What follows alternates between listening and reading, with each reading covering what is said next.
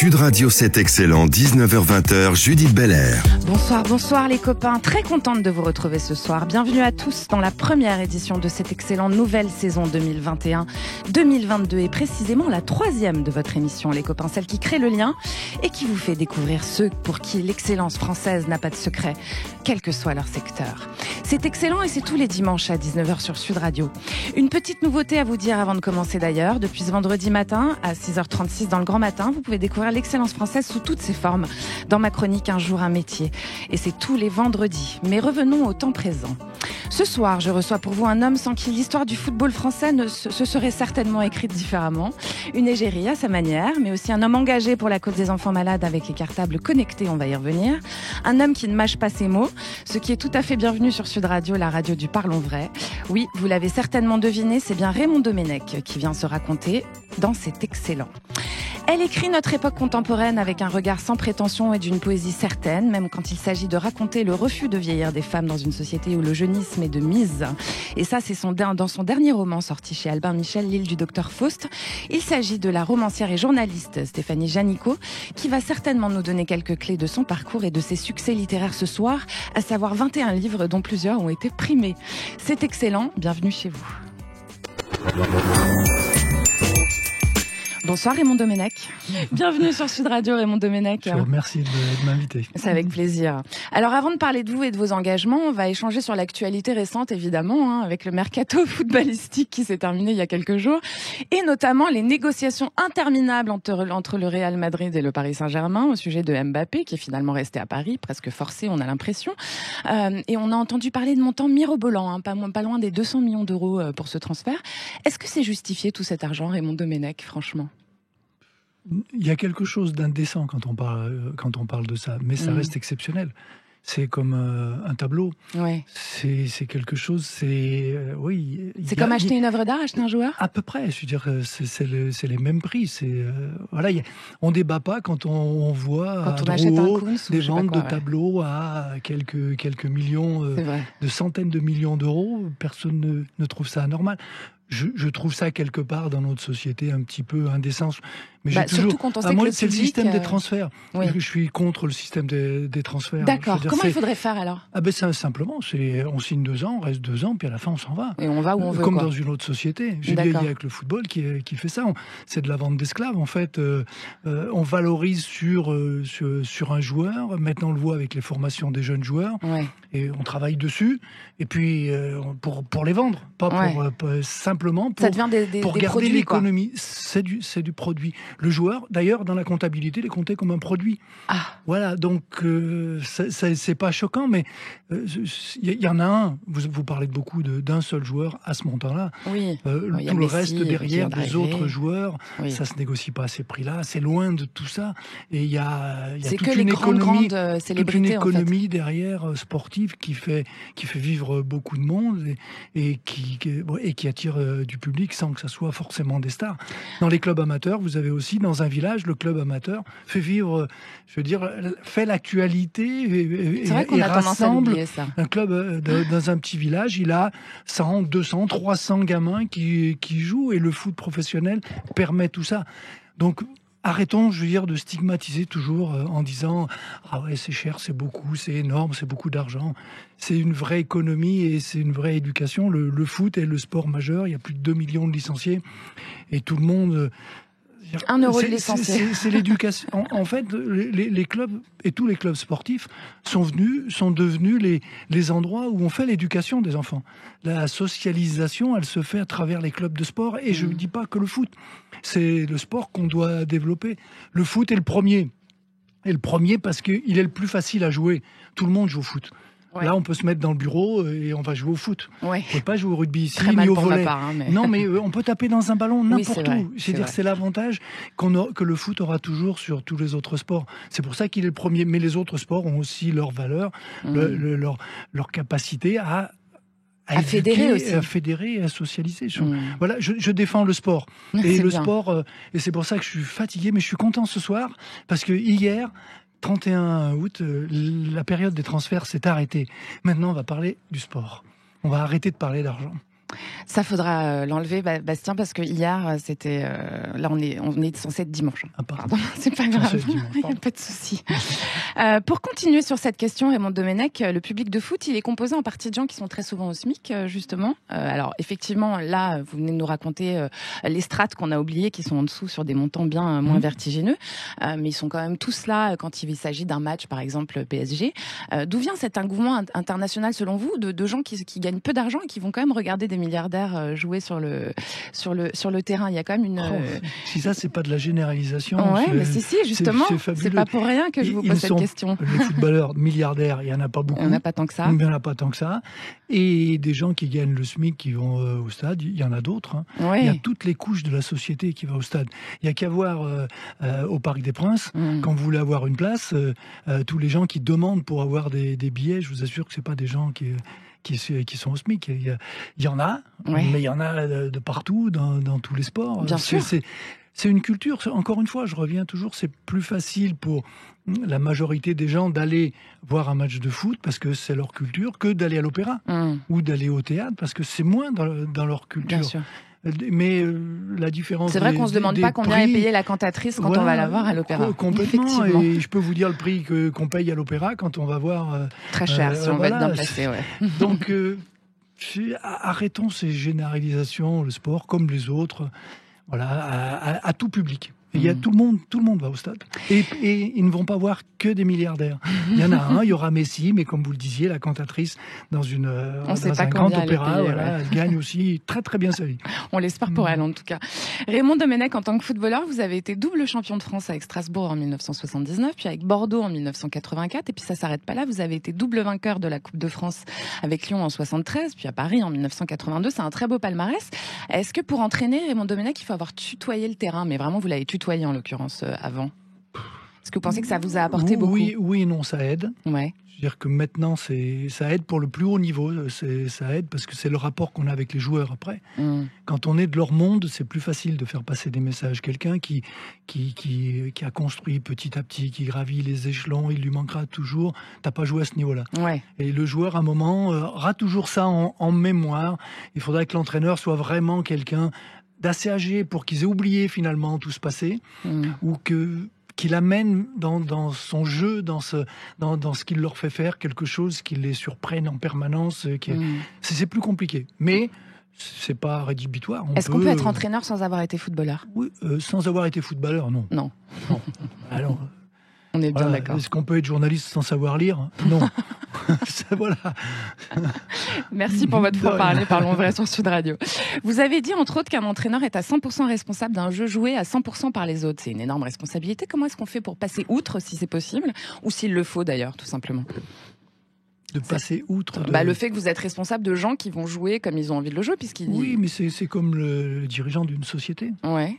Il est responsable, lui il donne l'impulsion, il donne les idées, et puis après, si dans toutes les strates de la société ça marche pas et que les gens ne font pas le boulot comme il le faut, ça marchera pas. Donc un entraîneur, c'est comme un dirigeant de société pour vous? Pour moi, c'est exactement la même chose, ou un metteur en scène. Il a beau avoir des idées, mais si ses acteurs sont mauvais, il aura beau faire ce qu'il veut. Donc c'est le casting qui est important aussi. C'est le casting. Il vaut mieux être entraîneur. Savoir bien choisir. Il vaut mieux être entraîneur du PSG. Ouais. C'est plus simple quelque part. Pour avoir des résultats, c'est pas plus simple à gérer. Mais pour avoir des résultats, c'est plus simple que d'être entraîneur dans un club moyen de deuxième division. Où là, il y a plus de travail, quoi. Il y a du travail et il n'y a pas de reconnaissance parce que les résultats, ils seront liés au niveau des joueurs. Là, pourra faire ce qu'il veut, l'entraîneur. Raymond Domenech, je le disais tout à l'heure, vous avez un franc-parler qui vous caractérise littéralement et qui vous a valu... Il m'a pas toujours servi. Oui. Voilà, c'est ce que j'allais dire, qui vous a valu quelques déboires avec certains de mes collègues, en l'occurrence d'autres médias, dont les mêmes vous ont surnommé le mal-aimé, hein, j'ai vu ça. Parfois, on a eu presque l'impression que c'était fait exprès de votre part. Est-ce que c'est le cas ou est-ce que vous vous en foutez tout simplement de ce qu'on pense de vous, Raymond Domenech? Je pense que malheureusement, je m'en fous un peu. Ouais. J'ai aimé ce côté provoque en permanence, tout jeune déjà. D'accord. Même à l'école déjà, j'avais ce côté, c'est naturel. Je cherche pas. Vous êtes dans la sincérité en fait, c'est ça? Pas forcément toujours. On peut provoquer sans être dans la sincérité. D'accord, j'aurais appris quelque chose ce soir. On peut. Souvent, on me disait c'est du deuxième degré. En rigolant, je disais oui, c'est du deuxième degré, qui était en fait du premier degré. Je disais vraiment ce que je voulais, mais en faisant croire que c'était du deuxième degré. D'accord, donc en fait, finalement, ça vous permet de dire tout ce que vous avez envie de dire. Tout ce que j'ai envie de dire, quand j'ai envie de le dire, comme je veux le. Et après, quand on vous tape sur les doigts, ça vous fait mal ou pas? Non, après, je me dis. Ils n'ont pas compris. Ils n'ont pas compris ce que je voulais dire. Je m'en sors toujours comme ça. Mais en fait, ça a peu d'importance. À un moment, je dis, voilà ce que j'ai envie, ce qui me semble. Vous n'avez pas envie d'être aimé, en fait. Je vais faire mes courses. Oui. J'étais dans le taxi tout à l'heure. Oui. J'ai fait des photos. Les gens vous aiment, en fait. Je vais au théâtre. Vous avez des bons rendus. J'ai des rapports extraordinaires avec les gens. J'ai eu de moins bons rapports avec les médias. Oui, c'est ça. C'est clair. Mais avec et encore, maintenant, je suis à l'équipe. Oui. Je suis journaliste. C'est un média un peu à part, à l'équipe, mais ça se passe très bien. Ouais. Je veux dire, même avec les médias, la preuve, vous m'invitez. Oui. Voilà. Donc c'est que quelque part, c'est pas si négatif que ça. Oui. Moi, j'aime parler des parcours d'exception. Donc en l'occurrence, on est bien placé avec vous pour en parler. Pour qu'il soit positif, négatif, vous en foutez. Non, je m'en fous pas. En l'occurrence, moi, moins que vous en tout cas. Qu'est-ce que c'est un excellent footballeur, Raymond Domenech, finalement? Est-ce que c'est quelqu'un qui sait jouer vraiment bien avec le ballon, ou est-ce que c'est quelqu'un qui a un esprit d'équipe? C'est un peu tout. Il faut déjà qu'il soit capable tout seul de jouer, d'avoir des moyens, des aptitudes, et puis qu'il soit capable de s'adapter à une équipe. Même Messi, il est dépendant de son équipe. Bien sûr. Donc c'est un collectif, c'est savoir rentrer, construire un collectif et vivre à travers ça, soit en l'entraînant, soit en étant entraîné par le collectif. Vous avez Les grands, c'est ceux qui entraînent le collectif. C'est ça. Vous avez un conseil pour un jeune, justement, qui a envie de se lancer, qui a un très bon niveau, pour se faire remarquer, par exemple? Comment on se fait remarquer par un sélectionneur? Ça, j'ai souvent les parents qui me demandent dans la rue, j'ai un gamin, il a 13 ans, il a 14 ans, c'est un bon joueur. Est-ce que vous pouvez l'aider, le pistonner? Je dis, vous savez, il y a peu d'endroits où le piston ne sert strictement à rien. Et là, en l'occurrence, dans le foot, c'est le cas? Non, pas le foot, sport en général. Le sport, on peut faire ce qu'on veut, c'est la performance. Bien sûr. Si on n'est pas bon. Et encore, le sport co, on peut faire illusion un petit peu à un moment dans le collectif, mais pas longtemps. Et ça, il y a plein de métiers, on peut faire illusion toute sa vie. Les médias, par exemple. Merci. Oui. J'espère que c'est pas mon cas. Non, mais en général, ce que je dis, ceux qui durent, c'est qu'ils ont quelque chose. C'est ceux les éphémères comme ça qui passent à droite. C'est les passionnés aussi. Voilà. Les engagés, quoi. Dans le foot, c'est pareil. Merci beaucoup pour ce franc-parler, Raymond Domenech, on va y arriver. On a parlé de vous, entraîneur et footballeur. On va passer à l'engagé dans pas longtemps. Puis on va bientôt accueillir aussi ensemble la romancière prolifique et talentueuse Stéphanie Janico. Sud Radio, c'est excellent. Ne bougez pas, nous on revient. Sud Radio, c'est excellent, 19h-20h, Judith Belair. Merci d'avoir choisi Sud Radio, c'est excellent, et on le prouve avec l'entraîneur et ancien footballeur Raymond Domenech, qui sera rejoint dans pas très longtemps par la journaliste et romancière Stéphanie Janico. Juste avant cela, on aura le plaisir d'accueillir quelques minutes en studio mon ami et collègue Philippe David, qui étant bien plus pointu que moi en foot, va certainement poser une ou deux questions qui ne me seraient peut-être pas venues sans lui. C'est la rentrée des classes et on continue avec Raymond Domenech pour parler de son association Mon Cartable Connecté. Raymond Domenech, vous avez fondé cette association, donc Mon Cartable Connecté, avec le haut fonctionnaire Abdel Aïssou en 2014 et avec une autre personnalité française incontournable, très aimée des Français, Marc Lavoine. Vous partiez ensemble du constat qu'il y a 2 millions d'enfants hospitalisés en France chaque année et qu'en plus de la maladie, ils subissent une privation de la vie quotidienne, en grande partie aussi du lien avec leur classe et leurs professeurs, chose à laquelle vous avez voulu remédier, c'est bien ça ? C'est tout à fait ça. Mais juste pour rappel, cette association, c'est une association qui lutte contre toutes les discriminations. La maladie est une discrimination d'une manière ou d'une autre. Et on fait des opérations depuis pratiquement bientôt 20 ans. Déjà quand j'étais sélectionneur, mais on ne parlait pas de ça à l'époque. Voilà, pour la réinsertion des jeunes à travers le sport. Grâce au sport, on les ramenait d'un petit peu dans la vie en leur trouvant un boulot. Rien que sur une opération, on avait réussi sur 1 an, 2 ans à trouver 200 postes pour des gamins qui étaient totalement... Donc ça a vraiment fonctionné, quoi. Ça a vraiment fonctionné, oui. Il y a vraiment des choses à faire à travers le sport. Et j'aime bien dire le sport, toujours pas que le football, bien même sûr. s'il est le premier, la avec première l'état d'esprit accroche. sportif en général. Voilà, en fait, on a réussi à ça. faire le lien et les ramener un petit peu dans la société. Donc la continuité, c'est le cartable connecté. Alors, parce vous en que c'est avez la un discrimination. cartable connecté Oui. avec vous. En quoi ça consiste? Il y a quoi dedans? Racontez-nous un petit peu. Regardez, je vais vous montrer tout ça. Alors, pour nos auditeurs qui écoutent, ils ne voient pas, donc on va décrire. Ils entendent le bruit de la valise. C'est une petite valise qui s'ouvre, blanche et bleue. Une petite valise de voyage, voilà. Qui est facile à transporter, qui se met dans la classe. Vous avez un écran. Attendez, il faut vous rapprocher du micro. Ouais. Super. Il y a un écran. Vous avez 2 écrans. En fait, il y a 2 écrans comme ça. Il y en a un, c'est l'élève, et un, c'est le professeur. D'accord. Le professeur a ça sur son bureau. Oui. Et l'élève, il a sa tablette comme ça, soit à l'hôpital, soit chez lui. Donc il peut participer au cours et comme s'il était. Il participe au cours. Et vous avez, surtout, il ne participe pas, il n'y a pas que le son, parce que vous avez une caméra. Il y a une caméra intégrée dans la valise. Qui se met à un endroit dans la classe. Ouais. Et le gamin peut la diriger. La diriger, donc il peut voir ses amis aussi. On trouve l'endroit où on la met pour qu'il puisse voir, continuer. Parce que l'idée, c'est qu'il continue à avoir une vie sociale. Oui, c'est ça. C'est ça, qu'il continue à voir ses copains et que ses copains puissent le voir. Donc il peut parler, il peut interroger le maître, et il répond. Le maître peut l'interroger comme un élève normal. À sa place, il y a on peut mettre l'écran à sa place, voilà, tranquillement. Et il vit tout à fait comme les autres. Ça a ce côté, voilà, oui, vraiment, où le côté social, c'est pour nous, c'était le plus important. Voilà, tout ce qu'il y a dedans. Je vous ai montré les écrans. Après, c'est le système qui est... Et je vois que la valise elle-même, elle est connectable, en fait, c'est ça? Elle est connectable, oui, c'est ça. Ouais. C'est juste c'est un système qui a été mis en place par une start-up française. On a travaillé avec Polytechnique pour le perfectionner. Ouais. C'est tout le matériel français. Et c'est gratuit. Magnifique, c'est du 100% made in France, gratuit, on adore. Oui, exactement. Parce que l'idée, c'était de se dire, la maladie, elle est pour tout le monde. Ouais. Et les enfants qui sont à l'école, c'est tous les mêmes. Il faut que ça soit gratuit.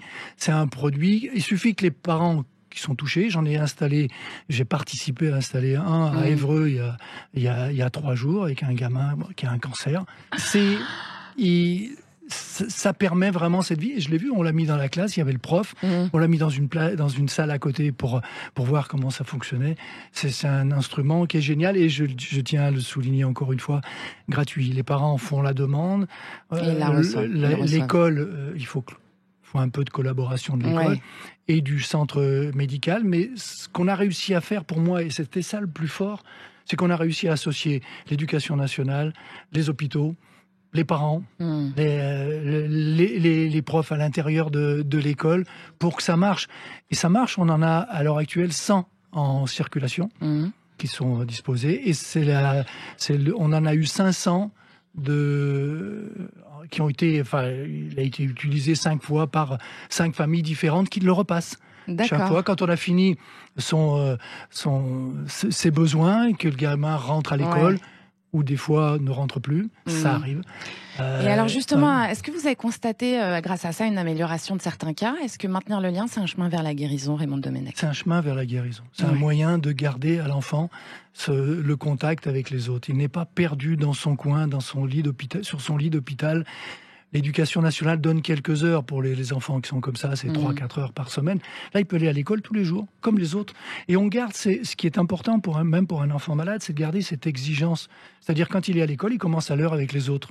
Il répond aux questions comme les autres. Il a du travail à faire comme les autres. Bien, Il sort pas de son contexte et ça le maintient. Ça lui donne une vraie capacité à continuer à être là et à vivre normalement. Honnêtement, il y a des trucs. Je suis fier d'avoir été sportif de haut niveau, mais alors ça, c'est un plus. Je suis vraiment fier d'avoir participé à ça et que ça fonctionne. Je vous dis, voilà, il y a 500 familles qui en ont bénéficié. On essaye d'arriver à 1000. Pour ça, je vous le dis. Oui. Voilà. Il y a les livres. On a un petit livre qui a été fait. Mon cartable, quelle histoire. Quelle histoire.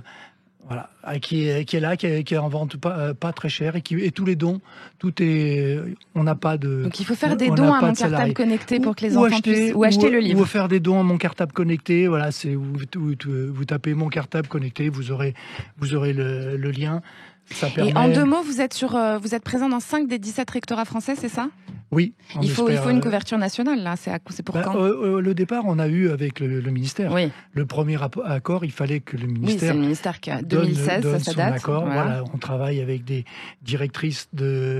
d'anciennes directrices de l'éducation nationale qui, elles, font le lien. C'est une vraie équipe. Et tous des bénévoles. Bravo. Et tous des gens qui travaillent pour la santé, le bonheur des enfants. Je vous dis encore une fois, j'en suis fier. C'est bien, ça se voit et bravo vraiment pour cet excellent engagement. On accueille Philippe David des Vraies Voix de Sud Radio pour 2 questions footballistiques et puis pour se faire plaisir tout simplement. Ah oui, bien sûr, bonjour à tous, ça me rappelle de grands souvenirs. Raymond Domenech, c'est mon premier album Panini en 1974, je crois, donc un temps... Les gens, ils croient me faire plaisir avec ça à chaque fois. Une première question sur les émotions, Raymond Domenech. Vous avez été un grand joueur, un grand entraîneur. Les émotions, c'est plus fort où ? Sur la pelouse ou sur le banc de touche ? Sur la pelouse, quand on est joueur. C'est plus fort ? Ah oui, parce qu'on l'exprime. Oui, mais on peut s'exprimer aussi sur le banc de touche. Pas pareil, pas pareil, parce qu'on a l'émotion du moment, mais on est tout de suite dans la suite. Dans l'événement, quand vous gagnez un match, vous pouvez gagner, vous avez 2 minutes, vous êtes heureux, et puis après vous dites...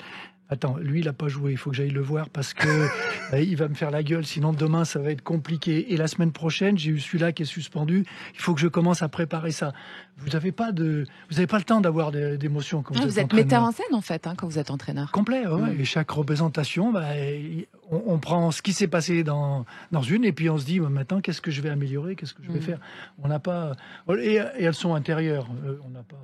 Je veux dire, à part quelques-uns qui sautent quand ils marquent un but, comme ça, comme des fous, mais ça dure 5 secondes. 5 secondes, et puis derrière, il faut regarder à nouveau ce qui va se passer. On n'a pas le temps. Sur un terrain, quel est le joueur qui vous a le plus impressionné ? Adversaire ou partenaire Adversaire, je dirais qu'à Marseille, ils ont eu Josip Skoblar, qui était... plus grand buteur de l'histoire de la Ligue 1. Qui est toujours le recordman. 44 buts en 72, je crois. C'est le genre de truc que je ne pouvais pas dire. Je pense qu'Mbappé va s'y accrocher, il va être pas loin, mais il était exceptionnel. Vous avez joué aux côtés de Michel Platini en équipe de France. Oui. Vous avez coaché Zinedine Zidane en équipe de France. Ça, c'est une guerre intestine en France depuis des années. Qui est le plus grand des 2 joueurs? Vous les avez bien connus, l'un sur la pelouse, l'autre sur le banc. Je sais pas, donnez-moi 2 journalistes qui ont chacun 20 ans d'écart. Les 2 meilleurs, c'est Judith Belair et votre serviteur, je vous réponds directement. Alors, qui est le meilleur? Là, je ne me prononce pas. C'est ça. Ça dépend des goûts, on va dire. On ne peut pas faire la comparaison. Chacun a marqué son époque. Et je crois que c'est ça, parce que vous oubliez avant, il y a eu Copa. Oui, il y a eu Copa, absolument. Il y a eu Copa. Depuis, il y a Griezmann, il y a Mbappé. Voilà, et là, il y a Mbappé qui arrive. Je le connais, celui-là. Oui, non, mais on parlait de joueurs français. Pardon. C'est pour ça. Bon, j'ai gagné le titre de meilleur journaliste. Attendez, Carla. En termes de football, c'est évident. Et votre plus belle émotion sur un terrain ou sur un banc, c'est quoi? Joueur, je ne sais pas. C'est un mélange. Un titre de champion de France, une Coupe de France, une première sélection chez les Bleus? Non, parce que par exemple, j'ai été champion avec Strasbourg. C'est pas le titre qui a été fabuleux. C'est toute l'année qu'on a vécu ensemble. C'est tout ce qui s'est passé toute l'année. C'est tout le chemin qu'on a fait tous ensemble. Les moments qu'on a vécu ensemble. Le titre est que la concrétisation de tout ce qui s'est passé avant. Et ces moments de bonheur, je les ai vécus, moi, pendant cette année-là, d'une manière intense, mais tout un an. C'est un souvenir d'un an, en fait. Et à Bordeaux, on l'a été, pareil. Et c'est toutes ces étapes, ces péripéties qu'on vit. Voilà. Je ne crois pas, moi, c'est juste cette explosion de joie sur un moment. Elle existe parce qu'il y a eu autre chose avant. C'est dans une émotion continue, en fait, qu'on trouve la joie. C'est ça chez vous, Raymond Domenech? Chez moi, oui. Voilà. Peut-être que d'autres fonctionnent autrement. Philippe David, encore une petite question? Allez, une dernière petite question. Aujourd'hui... Est-ce que l'équipe de France est en pleine période de match pour la qualification pour la Coupe du Monde 2022? Je crois que vous vouliez interviewer... On va y venir. Mais c'est pas pour parler de l'équipe de France. Est-ce que vous aimez... Enfin, si, pour en parler. Est-ce que vous aimez cette équipe de France? Elle vous a déçu à l'Euro ou pas? Moi, j'ai toujours aimé l'équipe de France. Même après mon départ, elle appartient à personne. Elle a existé avant moi, après. Elle existera encore après Didier Deschamps. L'équipe de France, c'est impersonnel. Ça appartient à tout le monde. Ça appartient aux Français. C'est un discours gaulien, c'est l'équipe de France éternelle, c'est ça? Pratiquement, c'est ça. Elle a des hauts, elle a des bas, elle a des bons moments. Mais si on est supporter de l'équipe de France, on la supporte dans tous les moments. Merci Philippe David pour ces questions. Et je vais être très désagréable, j'ai rajeuni de plus de 50 ans, de près de 50 ans, là c'est parfait. Vous avez prouvé ma méconnaissance du football ce soir également. Et moi je viens de reprendre 50 ans. Merci à vous. Sud Radio, c'est toujours excellent et on revient dans un instant avec l'entraîneur et ancien footballeur Raymond Domenech qui sera accompagné de l'écrivaine, membre du jury Renaudot, attention, Stéphanie Janico pour la deuxième partie de cette émission. À tout de suite les copains. Sud Radio, c'est excellent, 19h-20h, Judith Belair. Vous écoutez Sud Radio et vous avez bien raison. Heureuse d'être avec vous pour la première de la rentrée de C'est excellent, l'émission qui crée le lien. À mes côtés pour vous en studio ce soir, le bien connu Raymond Domenech, avec qui on accueille l'écrivain et journaliste Stéphanie Janico, qui va entre autres nous parler de son dernier livre, L'île du docteur Faust, sorti chez Albin Michel. Bonsoir, bienvenue sur Sud Radio, Stéphanie Janico. Bonsoir Judith, merci de m'inviter. C'est avec plaisir. En sortant d'école de journalisme, Stéphanie Janico, vous avez très vite commencé à écrire et votre premier roman, Les Matrioshkas, sorti en 1996, a reçu le prix Goya du premier roman et le prix René Fallet. Si vous en doutiez, ça a dû très vite confirmer votre carrière à venir. Alors ça fait toujours plaisir, d'autant que le prix Goya, c'est un prix de lycéen. Oui. Et en fait, je suis arrivée dans un lycée avec 200 jeunes qui avaient travaillé pendant toute l'année pour faire ce prix et l'impression d'être une rockstar. Alors il y avait un prix pour les plus petits et c'était Suzy Morgenstern qui l'avait eu. Et Suzy me dit, elle avait eu une longue carrière avant moi, elle me dit si tu crois que c'est toujours comme ça, là tu vas voir, tu commences très fort mais après il faut que tu t'attendes à ce que ce soit beaucoup moins fort. Et effectivement c'est quand même beaucoup plus calme que ça, une vie d'écrivain. Mais finalement ça vous a confirmé une voie où vous étiez parce qu'au départ vous vouliez être journaliste, écrivain, c'était déjà une envie. Alors j'ai toujours voulu écrire, j'ai toujours lu, j'ai été un enfant lecteur, grand lecteur et en fait au fil de mes études j'ai commencé par faire du droit, de la politique, l'économie, enfin bref. Et ce qui s'approchait le plus c'était quand même l'école de journalisme. Ouais. Donc, de fil en aiguille, logique, voilà, en fait. C'était logique. Et mon premier poste de journaliste, et c'est pour ça que je suis très intéressée par votre initiative, Mon cartable connecté. Je travaille à Bayard depuis 30 ans, et j'ai travaillé beaucoup pour les petits. Et notamment, j'ai travaillé aussi quelques années à Astrapi, où on était partenaire des Pièces jaunes. Donc, j'ai fait beaucoup de reportages comme journaliste enfant, dans les services pédiatriques, et notamment l'école à l'hôpital, dans le service de mucoviscidose à Robert Debré ou à Necker. Enfin, vraiment, et je trouve ça génial, votre initiative de cartable connecté, enfin la manière dont ça va changer la vie de ces enfants, c'est vraiment formidable. Et ça la change déjà, Raymond Domenech, la vie de ces enfants. Ça la change, je vous dis, il y en a 100 en circulation, il y en a 500 qui en ont bénéficié. Donc oui, je suis content, je pourrais vous donner tous les éléments, si ça vous intéresse vraiment. Bah oui, on va en parler. Stéphanie Janico, je l'ai dit pour vous présenter en début d'émission, vous avez écrit 21 livres, ceux en 25 ans quand même, donc pratiquement un par an. Pratiquement un par an, vous êtes très prolifique. Est-ce que c'est un besoin qui frôle l'obsession, l'écriture en fait, chez vous? Comment vous fonctionnez pour réussir à sortir c'est un besoin, de ça c'est certain. L'obsession, je sais pas, mais ce que je sais, c'est que quand je n'écris pas, enfin quand je suis entre deux romans et que je n'écris pas, il y a quelque chose qui ne va plus. D'accord. Enfin, je commence à rentrer presque dans une sorte de déprime. Et à chaque fois, je m'étonne. Et donc c'est vraiment un besoin, quoi. Et c'est vraiment un besoin. Qu'est-ce que ça vous procure, en fait? Vraiment, c'est difficile à dire, mais l'exemple le plus proche, ce serait faire du sport, par exemple, ou de la gymnastique.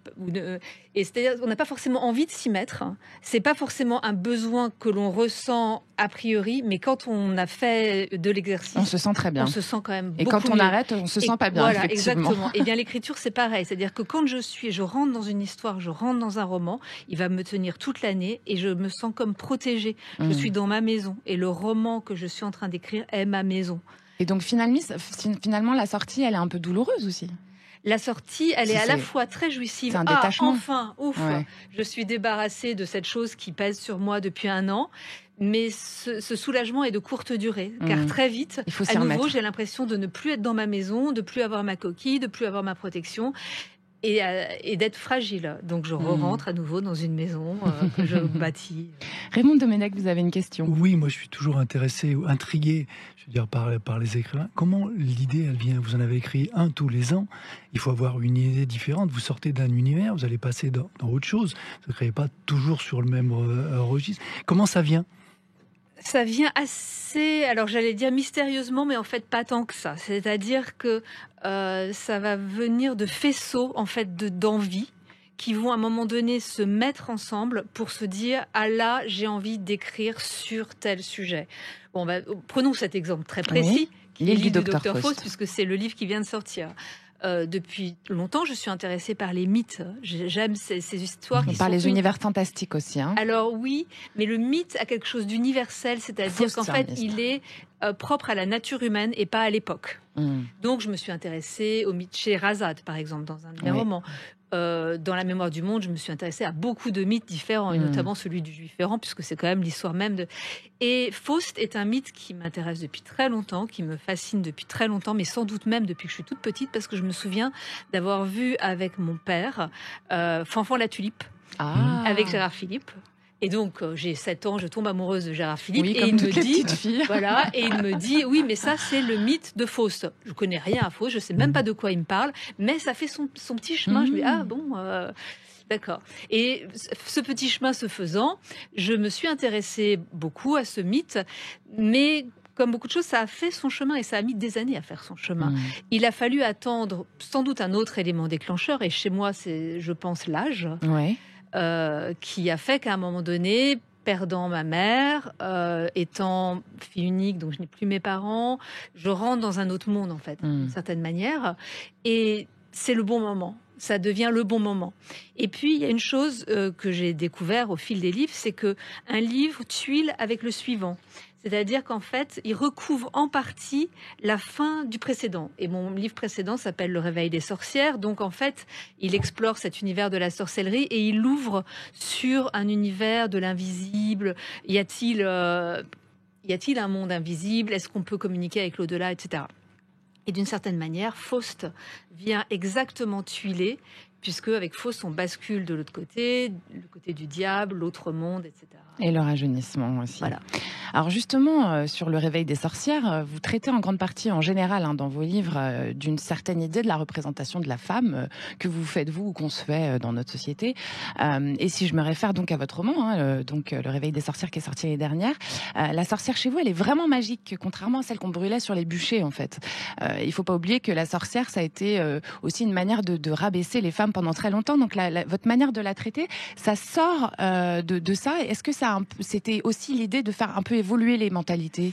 Est-ce que c'est aussi une manière de pointer du doigt quelque chose? Alors non, mon but n'était pas un but social ou un but politique, même si on s'est saisi évidemment avec les mouvements MeToo de la figure de la sorcière pour en faire une figure féministe, pour en faire et tout cela est vrai, historiquement c'est tout à fait vrai, mais ce que je cherchais moi dans ce roman, c'était je m'en suis rendu compte à la fin, parce qu'en général on découvre qu'à la fin de l'écriture, sinon ça ne servirait à rien d'écrire si on avait la réponse tout de suite, que en fait ce que je recherchais c'était le lien avec l'au-delà, le lien avec l'invisible, et en fait c'est ça qu'apporte, on va dire, la figure de la sorcière telle que je l'ai écrite, c'est-à-dire comme une médium, et comme un lien entre nous mortels qui n'avons pas accès, car moi je ne suis pas sorcière et je n'ai pas accès à l'invisible, mais je sais qu'il y a des gens, et franchement je ne peux que le constater, qui ont des visions incroyables. Vous y croyez, Raymond Domèdec, à l'accès à l'invisible de certaines personnes et à la magie?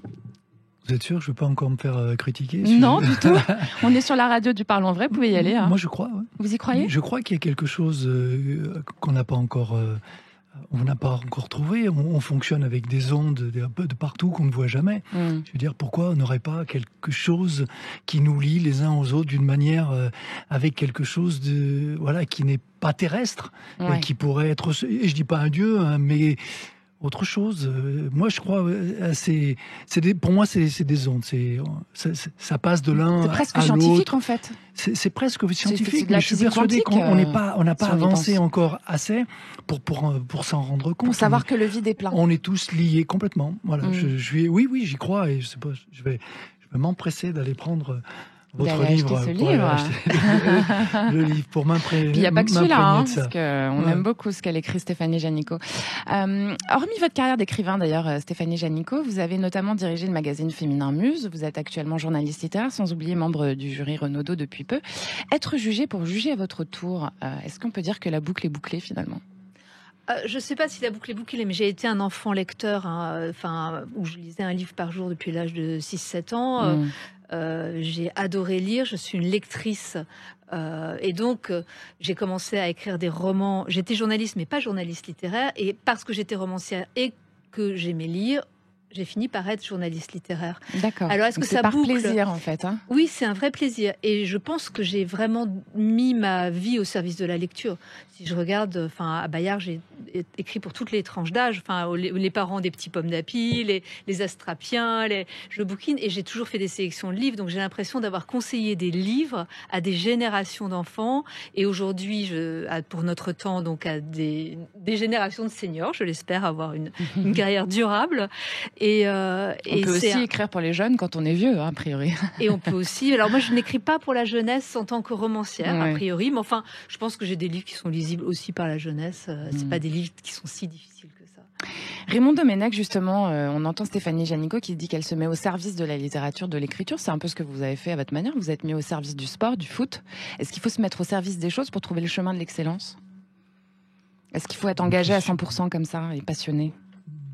Je crois que pour réussir et pour être bien quelque part, il faut être passionné, il faut se donner à fond.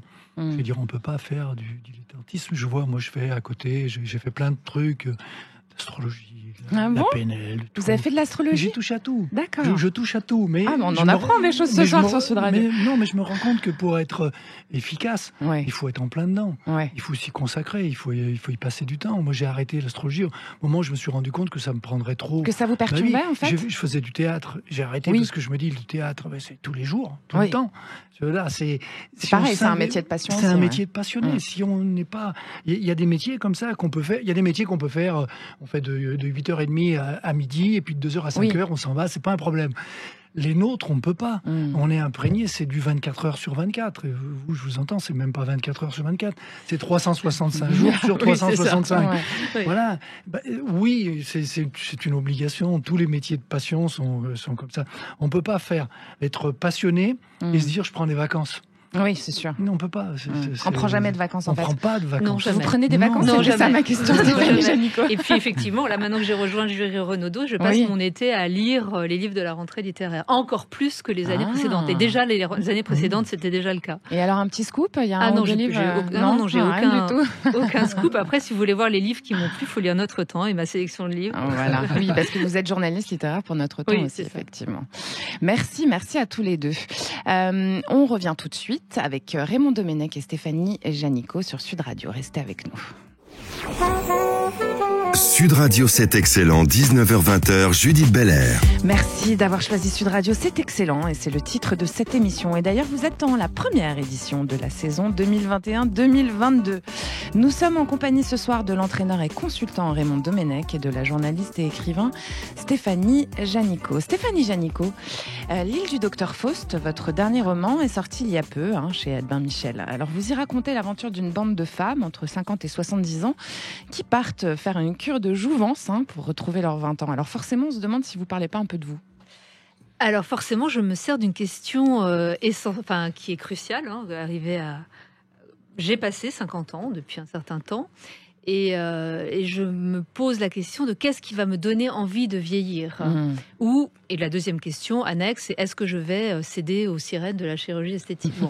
Donc je crée un dispositif qui pour le coup est très imaginaire, très fantastique, d'un docteur Faust, d'une possibilité de retrouver ses 20 ans et d'une île mystérieuse dans laquelle les femmes passeraient 6 mois. On ne sait pas très bien où elle est, cette île d'ailleurs. Elle est dans la baie de Douarnenez, mais effectivement... On va aller fouiller. Voilà, c'est ça. Et donc forcément, je me mets en situation. Alors, c'est pas exactement moi, ce personnage qui parle, mais enfin, elle me ressemble énormément et elle est en situation de se dire, est-ce que je fais la cure, est-ce que je la fais pas ? Pour l'instant, elle est invitée. Toutes les femmes ont été happées par un aspect de leur personnalité et elle, par son aspect journaliste, venait donc faire un voyage de presse sur l'île et vous verrez bien ce que vous en tirez. Et effectivement, les sirènes vont retentir pour essayer de la séduire et de lui faire signer le pacte faustien. Donc, qu'est-ce qui peut, en fait, c'est en creux, qu'est-ce qui peut nous faire résister à cette envie de redevenir jeune ? Et qu'est-ce qui peut nous donner envie d'aller, au contraire, vers l'âge ? Et vous l'appréciez, votre âge, Stéphanie Janicot ? Alors là, grâce à ce livre. Et alors, ce qui est génial, c'est que, pourtant, il est sorti il n'y a pas longtemps, mais j'ai déjà des messages via les réseaux sociaux de femmes qui disent « Je vois mon âge de manière différente et maintenant, ça m'a donné envie ». Ah, et donc, bravo. je me dis, et là, je réponds en disant, c'était l'objectif. Donc, Alors justement, j'avais une petite question pour vous comme ça. Sur l'âge oui, justement, parce que la maturité, c'est pas tout à fait la même chose avec les hommes. On le dit souvent, par exemple au cinéma ou en général dans la représentation qu'on s'en fait après 50 ans dans notre société. On voit beaucoup plus les hommes de plus de 50 ans que les femmes, alors qu'elles sont tout à fait actives au même titre. Est-ce que la maturité, ça vous a apporté ou enlevé quelque chose dans votre métier finalement, Raymond Domenech? Je me suis jamais posé la question. Ouais. Et alors si vous la posez? Si j'ai pas eu à me la poser, c'est que j'ai pas eu besoin. D'accord. Pour moi, ça n'a jamais été. Donc c'est une question qu'on ne se pose pas quand on est un homme qui vieillit. Je commence un petit peu à me la poser maintenant parce que j'ai arrêté. C'est plus la fonction et le manque d'occupation ou le changement de vie qui fait qu'on se pose ces questions-là sur un âge, parce que on sait que tout ce qu'on a fait, on pourra plus le faire. Et c'est ça qui fait qu'à un moment, on se dit, c'est quoi la suite maintenant? Ouais, d'accord. Voilà. Et c'est combien de temps la suite? Ouais. Et c'est ça. Mais c'est pas tout à fait la même chose, parce que là on est sur vraiment le positionnement, cette envie justement de jeunesse, Stéphanie Janicot, qui anime ces femmes et qui fait forcément penser à cette société où on vit tous, où le jeunisme impose ses dictates et où on manque de représentation de la femme justement. Alors c'est vrai, il y a le jeunisme aussi, cette envie de femmes qui soient fraîches, capables de se reproduire, etc., qui est quand même dans le désir de l'homme. Mais je pense qu'aussi il y a pour ces femmes, et c'est l'aspect qui m'a le plus intéressée, c'est quand même c'est quoi une vie réussie? Et à côté de quoi on est passé. Et à travers ces 8 personnages de femmes, tous les cas de figure sont représentés. C'est-à-dire, il y a celle qui a eu 5 enfants, mais qui s'est complètement oubliée et qui se dit, je pourrais vivre un vrai amour. Il y a celle qui, justement, n'a pas eu d'enfant, elle a sacrifié la maternité à sa carrière, et elle se dit, mais je suis prête à passer à côté de quelque chose d'important. Il y a celle qui a été chef d'entreprise, mais qui s'est fait rouler, qui a fait faillite et qui veut prendre sa revanche. Enfin, il y a tous les cas de figure, ou celle qui a manqué sa carrière, celle qui l'a... Bref. Et à travers toutes ces questions, nous arrivons à un âge où nous nous posons la question de c'est quoi une vie réussie. Est-ce qu'elles sont pas un peu dans le regret, justement, toutes ces femmes? Alors, elles peuvent être un peu dans le regret, et c'est exactement là-dessus qu'appuie Faust pour les recruter. Donc il faut pas regretter, on est d'accord. Et effectivement, c'est là où la narratrice va essayer de regarder sa vie d'une autre manière, de telle sorte qu'elle ne soit pas dans le regret. Et effectivement, moi je pense que chaque échec nous a apporté quelque chose qui a permis de construire autre chose, etc. Et puis tout à l'heure, nous en discussions avec Raymond Domenech, c'est qu'en fait, moi je trouve que plus nous vieillissons, plus la vie devient légère. Chaque jour est plus léger que le précédent. Je trouve que quand on est jeune, on a un poids énorme de est-ce que je vais réussir ma vie? Est-ce que je vais rencontrer la personne avec qui je vais faire une famille? Est-ce que je vais avoir des enfants? Est-ce que les enfants vont bien grandir? Est-ce que... Tout ça il y a moins d'enjeux quand on vieillit, en fait. Ah, mais je trouve. Voilà, vous l'avez dit, il y a 21 livres derrière moi. Si jamais je n'en écrivais plus d'autres, finalement, c'est pas si grave. Ma carrière de journaliste est derrière. Et si elle devait s'arrêter, ce n'est pas très grave. Plus rien n'est grave, à vrai dire. On a envie de savoir, parce qu'il y a une inspiration quand même très cinématographique dans votre écriture. Elle est très imagée. Dans quelles conditions vous écrivez? Est-ce que vous vous servez d'images? Est-ce que vous allez sur les lieux dont vous parlez? Les personnages, comment vous les créez? On a envie de savoir un peu plus votre tambouille. Alors, je crois que la tambouille est une sorte de transe. C'est-à-dire qu'à partir du moment où je me plonge sur mon écran d'ordinateur, mon clavier... je vois les choses apparaître à l'intérieur de... Enfin, je les visualise. D'accord. Et je ne suis pas allée sur place. Ouais. Et en plus, l'île, j'aurais eu bien du mal à aller sur place. Ça aurait pu être une île qui vous inspire. Mais non. En Bretagne, il y en a quelques-unes des îles. Ce qui est vrai, c'est que je vois en quelque sorte le film au moment où j'écris, mais j'entends les voix. Vous savez déjà où il va, le film? Alors, plus ou moins, mais pas tout. Donc je suis souvent très surprise. D'accord. Et je ne fais pas que voir, il faut entendre aussi. Vous entendez les voix de vos personnages? Oui, pour moi c'est très important de les entendre parler. Enfin, dans l'écriture, il y a un aspect musical qui est très important. D'accord. Alors, oui, allez-y Raymond Domenech. Non, sans dévoiler... J'adore que vous posiez des questions, je vous en prie. Sans dévoiler le livre, le contrat de Faust, il est pour 6 mois. Alors, en l'occurrence, la cure dure 6 mois, mais le contrat et après Eh ben voilà, c'est toute la question de contrat de Faust. Ah ben d'accord. C'est retrouvons nos 20 ans. Alors, dans la légende faustienne, Faust retrouve sa jeunesse pour 24 ans, au terme desquels son âme ira au contingent des enfers. Voilà. Alors, j'ai pas eu ma réponse, mais... Bah si, c'est à peu près à peu près la même chose. C'est ça. A priori, des 6 mois, elles retrouvent vraiment leur jeunesse, mais évidemment, qu'est-ce qu'elles ont dû abandonner pour retrouver leur jeunesse? Alors, on est d'accord que écrire, c'est aussi transmettre une émotion? Je l'espère. C'est ça que vous faites. Je l'espère très fortement. D'ailleurs, vous touchez vos lecteurs, clairement, je peux le dire, moi, et vous créez un lien avec ce lecteur.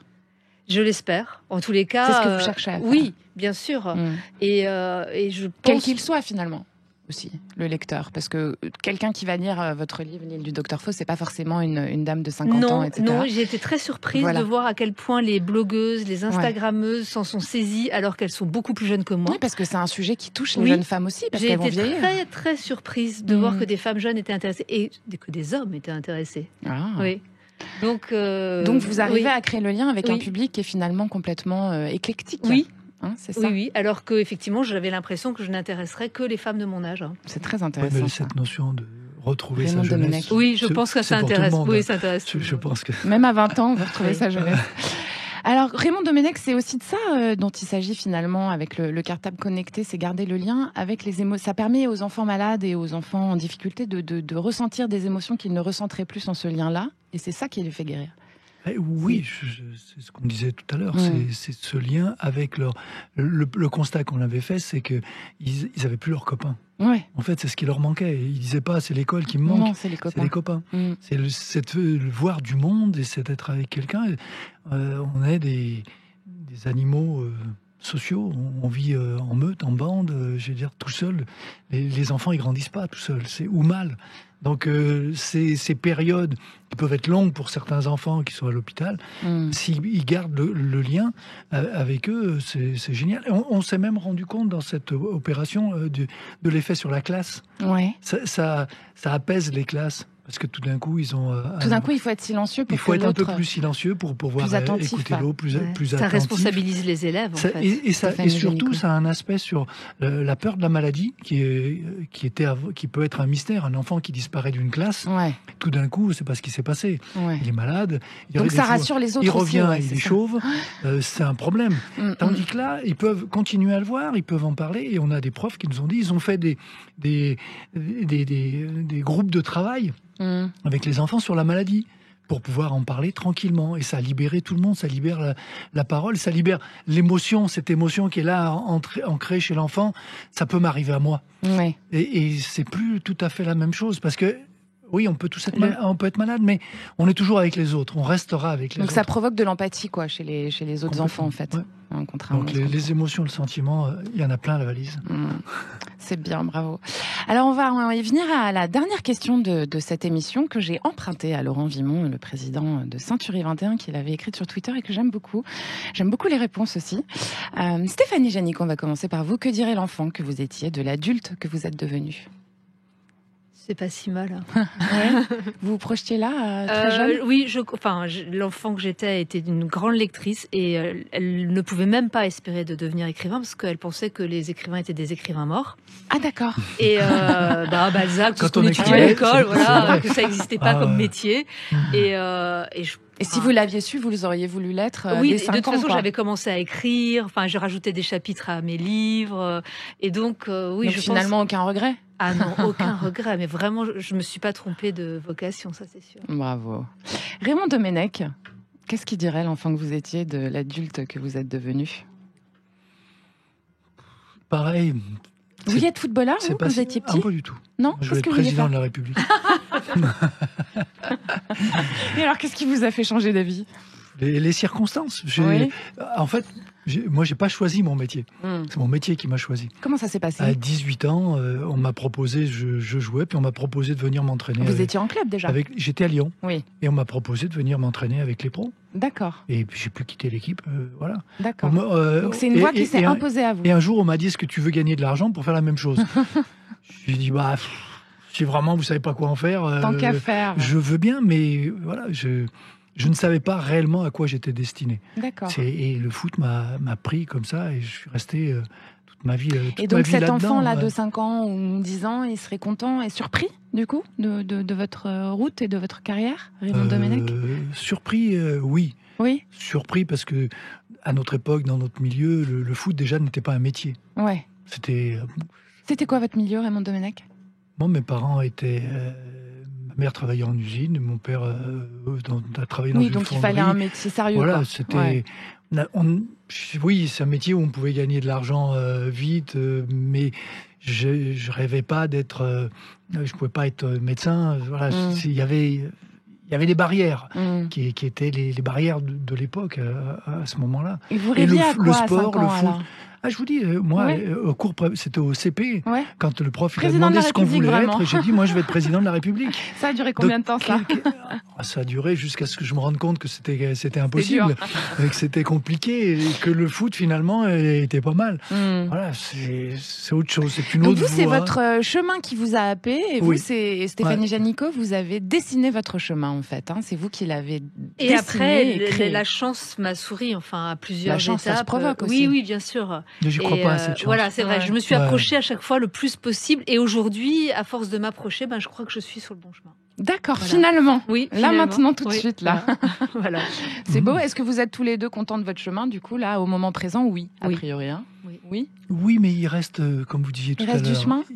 Il reste du chemin. On ne sait pas combien de temps, on ne sait pas pourquoi, mais on sait qu'il va être heureux et, je veux dire, et léger.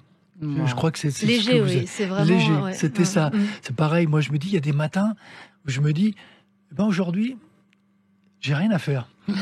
et j'ai pas à me projeter dans la suite. Et je peux en profiter. C'est agréable. Il y a 10 ans ou il y a 20 ans, quand je me disais ça, je disais, il y a un problème. Et là, non, c'est bien. Voilà, je vais aller me promener. Merci. Merci à tous les deux pour ce très beau partage. Merci beaucoup. Je rappelle pour tous que l'association Mon Cartable Connecté de Raymond Domenech, Marc Lavoine et Abdelaïssou est à retrouver sur www.moncartableconnecté.fr et n'hésitez pas bien sûr à faire un don pour les enfants. Et le dernier roman de Stéphanie Janicot, L'île du docteur Faust, est sorti chez Albin Michel et disponible chez tous les bons dealers évidemment.